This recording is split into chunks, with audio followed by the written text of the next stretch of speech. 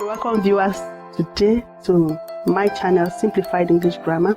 Today we'll be talking about something very interesting, a lot of confusion in the minds of speakers of the English language. Let's just get this clarified today. I am, and am, three of them. The first two, I am and am, are same. The differences are, one of it is the complete version and the other is the contracted version. I am and I am. While am,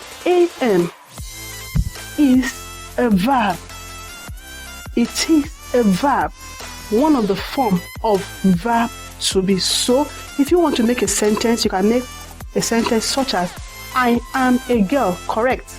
Am a girl, correct. Not am a girl. Thank you very much for viewing. See you in our next video. Bye.